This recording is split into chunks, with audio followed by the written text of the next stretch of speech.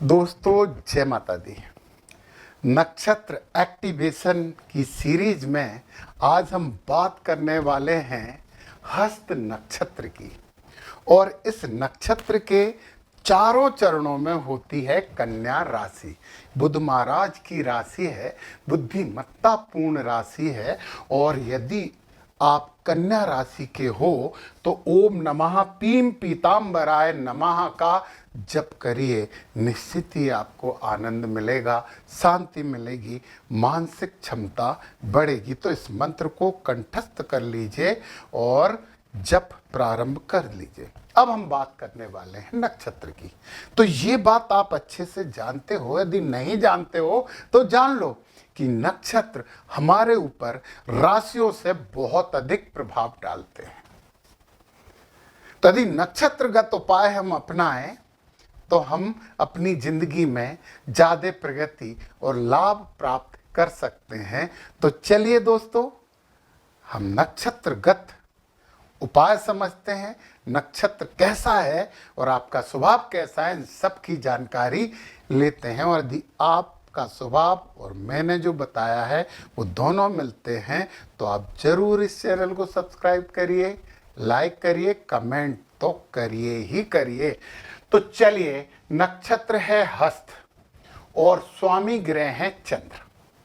जब चंद्रमा आ जाते हैं तो थोड़ी सी संवेदनशीलता तो बढ़ ही जाती है, तो थोड़े संवेदनशील होते हैं। परंतु बुध राशि भी है तो बुद्धिमान भी होते हैं, तो बुद्धिमान संवेदनशील हैं। और इस नक्षत्र के देवता होते हैं सविता, सूर्य होते हैं इसके देवता। और जो मंत्र है ओम सवित्रे नमः, ये इसका मुख्य मंत्र है और इस मंत्र का आपको जप करना चाहिए। दोस्तों, जब कभी आपको लग रहा है कि आप परेशानियों से घिर गए हैं, मानसिक रूप से या शारीरिक रूप से थोड़ी परेशानियां महसूस कर रहे हैं, तो आप दही, मिठाई, घृत, मेवा और हवन का जितना सामान इसमें मिला सकते हो वो सब मिला के 108 आहुति से इस मंत्र से हवन करिए। आपकी समस्या छूमंतर हो जाएगी, मानसिक शांति मिलेगी। फिर से बताऊं कि होम द्रव्य में आपको मिलाना है दही, मिठाई, घृत और ड्राई फ्रूट, पंचमेवा, और जो भी चीज मिलाना है मिला लीजिए। और कोई सी भी आपके घर में पूजन हो, यदि हवन हो रहा है तो जो मैंने होम द्रव्य बताए हैं इन होम द्रव्यों को उसमें जरूर मिलाएं। और अपने जो पूजन वाले मंत्र हैं उसके साथ साथ एक माला से इस मंत्र से भी आप आहुति दीजिए, हवन करिए। निश्चित ही पूजन का फल आपको एम्पलीफाई होके मिलेगा, बढ़कर प्राप्त होगा। अब आप पूजन के बाद दान करेंगे दूध या दूध से बनी हुई वस्तुएं, मिठाइयाँ वगैरह, ये आपके लिए बड़ी शुभता वाली चीज है और आपको बहुत इससे लाभ मिलने वाला है। तो आपके लिए मुख्य दान जो है वो दूध है, तो दूध का दान करिए। अब देखिए, इस नक्षत्र का वृक्ष होता है बेल, वो बील पत्री वाला बेल। शंकर जी को बहुत पसंद है ये पेड़, तो आप भी इसे पसंद करिए। इस पेड़ की जितनी सेवा कर सकते हो, जितनी पूजा कर सकते हो उतनी पूजा करिए, उतनी सेवा करिए। घर लगा सकते हो तो घर लगाइए। और जब भी आपको मानसिक रूप से बेचैनी लग रही हो, समस्याएं लग रही हैं, तो इस पेड़ के नीचे जाके बैठ जाइए। देखिए, आपको बड़ी शांति मिलेगी। आपको लगेगा कि आपकी समस्याओं का समाधान आपके अंदर ही आ रहा है। इस पेड़ की शरण में रहिए, बील पत्री तोड़िए, शंकर जी को भी चढ़ाइए और देवी जी को भी चढ़ाइए। सोमवार के दिन बील पत्री मत तोड़ना, क्योंकि सोमवार के दिन माना जाता है कि भगवान शंकर स्वयं इस पेड़ में निवास करते हैं, तो इस पेड़ की पूजनी बड़ी शुभ हो जाती है।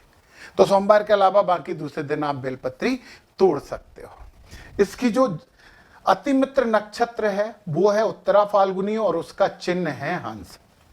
दोस्तों, अतिमित्र नक्षत्र का चिन्ह जब हम अपने घर में रख लेते हैं तो वो अतिमित्र नक्षत्र और हमारा नक्षत्र दोनों दोस्त मिल जाते हैं तो शुभता में वृद्धि होती है। आपको अतिमित्र नक्षत्र का चिन्ह तो रखना ही रखना चाहिए। तो हंस का फोटो आप एक घर में लगा लें। और जड़ी है अश्वगंध मूल, इसे आप हमेशा अपने पर्स में रखिए। और यदि आपके जो डॉक्टर हैं वो सलाह दें, आयुर्वेद वाले, तो इस जड़ी को जो भी वो दवाई दे रहा है उसमें भी पीस के मिला के खाओगे तो बीमारी से राहत जल्दी मिलेगी। ये बात तो बिल्कुल सत्य है। विषवायकम फलदायकम। तो हस्त नक्षत्र जो है वो सतोगुणी नक्षत्र होता है। तो सतोगुणी नक्षत्र में तो आप खुश हो जाओ, क्योंकि सतोगुणी नक्षत्र का मतलब तो बहुत अच्छा होता है, और बहुत अच्छा होता है तो ये व्यक्ति अच्छे कार्य करने वाला होता है, ना ही डरता है ना ही डराता है। अभिमान तो इनमें रहता ही नहीं है, परोपकारी हैं, परंतु जो पात्र हैं उन पे ही परोपकार करते हैं, कुपात्र को बिल्कुल नहीं पिछाते। क्षमाशील हैं, धैर्यवान हैं, अच्छे लोग हैं। और इसका जो पाया है ना वो रजत पाया, मतलब आपने यदि इस नक्षत्र में जन्म लिया है तो आप रजत पाया लेकर आए हैं। ये भी तो बहुत अच्छा है, ये भी बहुत अच्छा है। ये नक्षत्र मंद लोचन नक्षत्र होता है। इसमें किसी की भी कोई वस्तु यदि खो जाए तो वो उत्तर या दक्षिण दिशा में मिल ही जाती है। वहीं ढूंढिए, इस नक्षत्र में यात्रा करना शुभ है, वाहन खरीदना शुभ है, क्रय विक्रय तो बहुत शुभ है। तो पुरुष संज्ञक नक्षत्र होता है, अच्छे वक्ता होते हैं, अच्छे लेखक होते हैं, चिकित्सक बहुत अच्छे हो सकते हैं, शास्त्र जानने वाले तो ये होते ही होते हैं। ये नक्षत्र वैश्य संज्ञक होता है।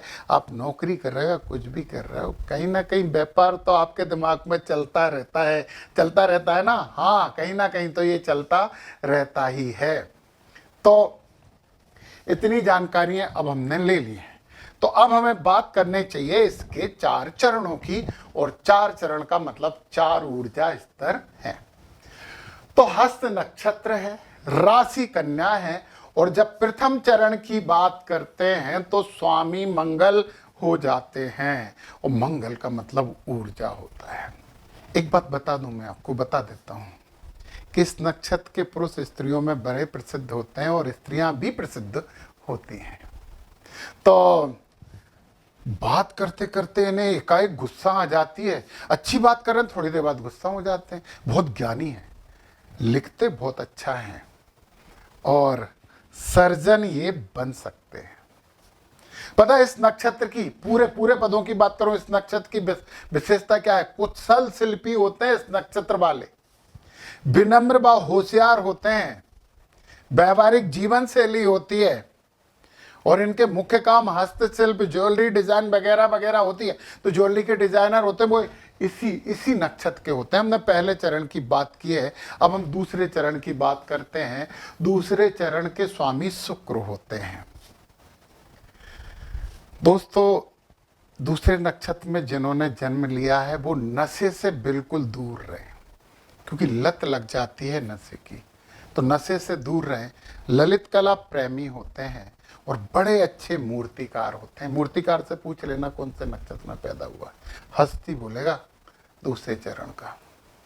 चलिए, यदि आपने तृतीय चरण में जन्म लिया है और इसके स्वामी है बुध, और बुध महाराज तो आपको बुद्धिमान बना ही रहे हैं, तो पता आप ज्वेलरी डिजाइनर बन सकते हो, बड़ी अच्छी अच्छी ज्वेलरी बनाओगे, सफल व्यापारी होते हो, लेखक भी आप हो सकते हो, परंतु आप घूमते फिरते बहुत रहोगे, भ्रमणशील तो रहते ही रहते हो। अब यदि आपने चतुर्थ चरण में जन्म लिया है, इसके स्वामी चंद्र हैं, सेंसिटिविटी और बढ़ गई, संवेदनशील होगा, तो आप पारिवारिक हो जाओगे। अच्छा, सिलाई कढ़ाई बुनाई और इसमें डिजाइनर बन सकते हो आप। जो बड़े बड़े डिजाइनर हैं उनसे पूछना कि कौन सा नक्षत्र, बताएंगे कि वो हस्त नक्षत्र के चतुर्थ चरण में पैदा हुए हैं। वो लेखक भी अच्छे होते हैं। पानी से तो डरते हैं यार, पानी से डरते हैं, परंतु बहुत अच्छे ड्रेस डिजाइनर बन सकते हैं। सिलाई उनके लिए बहुत उचित व्यवसाय होगा। ये बुद्धिमान लोग होते हैं, तो इन्हें नौकरी मिल ही जाती है, परंतु यदि नहीं करना है नौकरी तो मैं जो बता रहा हूं उनको अपनाइए, आप ज्यादा लाभ प्राप्त करेंगे और अच्छा करेंगे। तो कुल मिला के हस्त नक्षत्र की बात करें तो एक बड़ा अच्छा नक्षत्र है, और अच्छे नक्षत्र के अच्छे लोगों जय माता दी।